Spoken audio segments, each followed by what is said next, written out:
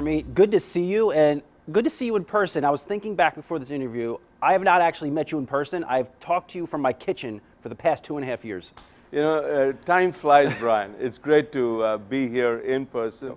And I'm coming to New York after a little over 2 years, and it's good to see things coming back to normal. You know, we did our earnings here yesterday, and today we're attending the JP Morgan conference. So great to meet you. I imagine it's good to, it's well timed, of course. You guys had your earnings out, and one thing that stood out to me was you have raised prices, consumers haven't balked. Why do you think that's the case? I think our brands is all about, you know, the fact that our brands are resonating. You know, there's a couple of messages in our earnings. First, we started the year with strong momentum on the back of a real good 21. But it's really driven by the fact that our brands are resonating. All our brands, we have 5 brands, all of them grew. The category is been growing. You know, our category, the denim sales in the US were up 11% relative to pre-pandemic. Our business was up 22%, and our earnings were up, you know, 35%. The good news is, despite the price increases, we are selling more units, so it's a balanced growth. So that's fact number one. The fact number two is the areas that we're focusing on strategically, whether it's growing digital, whether it's growing our brands, whether it's growing both men's and women's, are all resonating. And our brands, despite the pricing, still offer tremendous value. On pricing, how much have you had to take up prices because of inflation? I think so many people would agree they've never seen inflation like we're seeing now. Yeah, no, it's really unfortunate. And we, you know, when we take pricing decisions, we do it thoughtfully. It's not that we pass every dollar of inflation on to the consumer. We actually look at, you know, what can we absorb internally. Then we price for innovation. You know, so, you know, we're innovating at breakneck speed, new products, new styles. And after that, we price, you know, on our core products. So we've been taking pricing a year ago. We knew this was coming. And, you know, because we offered great value, we've been using both art and science. A lot of data science goes into this. So our pricing, our AURs, average unit retail? Average unit retail is up 10% year over year, and 70% of that is primarily pricing. The other 3% or 30% is driven by mix changes.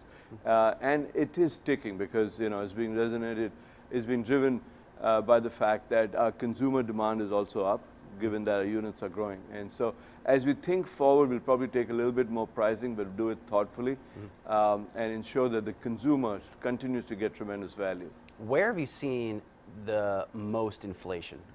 Largely in commodities and in freight. So cotton is, you know, if you look back the last decade, cotton is at a high.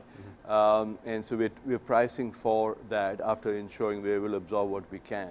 And then in freight, you know, we're also bringing, because of supply chain related issues, we're also air freighting a lot of stuff, so that does cost money.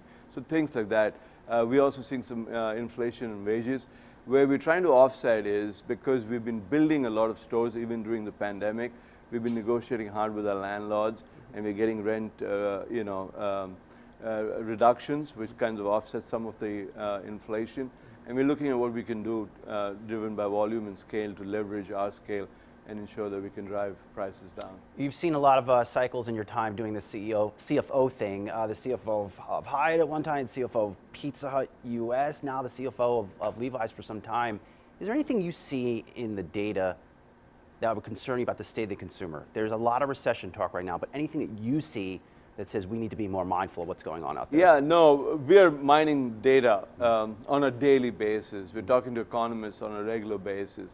The state of the consumer in the US is really strong. You know, balance sheets are strong. Unemployment is an all-time low. Wage growths are happening.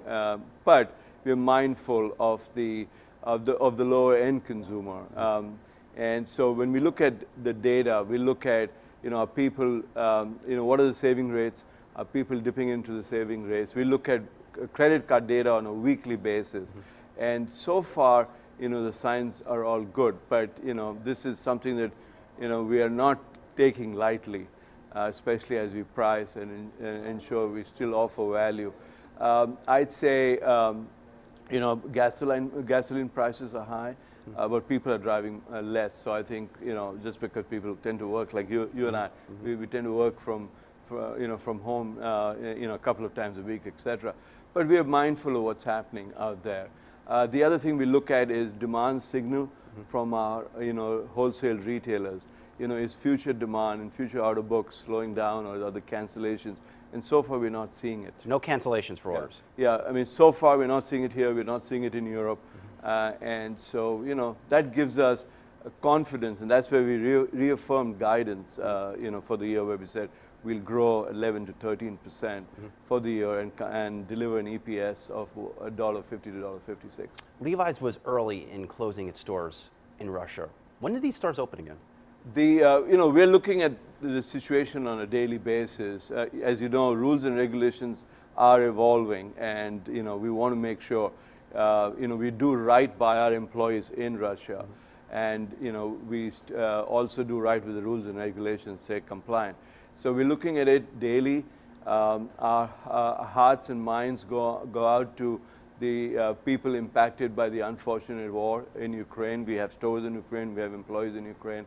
And obviously, a business, a small piece of a business is in Eastern Europe, but still, what really is very thoughtful is that our employees in Europe have really, stood out, and they're opening the doors, they're opening their wallets. We, as a company, are opening our wallets to ensure that we can do our best, for the people whose lives have been impacted by the unfortunate war. Hey, do you see yourself doing business again there at some point? We've got a few doors open, franchise doors open, but we're going to follow this, and we're going to do what's right. And largely been driven by our values as a company. We're very strong in our values. So I don't know is the honest answer. It's a discussion we're going to be having with our board in a couple of weeks, and we'll see how this goes. The brand has been very strong in Russia and is very strong in Europe, as you know. China, is that back to growth? China this quarter was down. China is a small piece of a business. They were unfortunately impacted by the COVID resurgence. Just before the latest round of COVID resurgences, China was actually headed to growth and actually delivering growth. But the good news for this quarter, even though China was down, it was profitable. And China hasn't been profitable for us for a while. So I think as we think about the business in China, long term, we still believe it is a business that we can grow and grow big time. In the short term, I think we're working with our employee base there, ensuring that they're healthy and safe, both the consumers and our employees. Two more for you, because it's rare that we're getting you in person here. It's been some time. Let's talk about styles and trends. You're always an on-trend guy. I'm very jealous of your entire look while I'm stuck in this boring suit. But I went on the Levi's site, and I see people wearing mom shorts. Is that some new form of style that I just don't know about? No, I mean, so the good news is we do continue to innovate, and You didn't expect that, right? But I'm sure there'll be a day when you'll be dressing a lot more casual. I'm not wearing mom shorts though. Even on national TV. Shorts are doing really well, and the looser fit and the baggier fit is here to stay, I think, because we were the first to actually drive that trend. But all our new styles are working well. A lot of vintage. Yeah, a lot of vintage. This is one product or one brand that people actually pass from generation to generation. So we do actually buy back stuff that people have kept and collected over the years and actually resell it. So I think it's that's the wonderful thing about the Levi's brand. Lastly, I mentioned you've been CFO many prominent places, led a lot of companies through the IPO process. How has the CFO role changed compared to, let's compare from today to 10 years ago? Yeah, no, a couple of things. First, when I first started the CFO role, it was all about shareholder value. Today is about stakeholder value. So it's important to drive value across our stakeholders. The second, the role was a lot about control. Today it's about influence, and not only influence as a leadership style, but influence in areas outside finance, whether it's technology, whether it's ESG. I'm a big proponent of doing right for the planet, and I co-chair the U.S. chapter of accounting for sustainability, and doing the right thing and doing it the right way, which Levi's does, I think is very important. So thinking about ESG, thinking about how that actually grows in stakeholder value, I think is critical. And I think those are the broad areas. Technology is very big. I look after technology for the company, but ensuring that we're able to digitize our processes and ensuring we're able to digitize how we communicate with our stakeholders, including our consumers, is important. And that's why we are a big believer that e-commerce, which is today only about 9% of our total business. We look at all the digital ecosystem, is about a fourth of our business. That can be much bigger going forward. Well, I'll leave it there, but I will say that it's good to know that you exist above the waist, and same goes for me. Harmeet Singh, enjoy your time in New York. We'll talk to you soon. And Brian, thanks for having me. Appreciate it. Great to see you in person.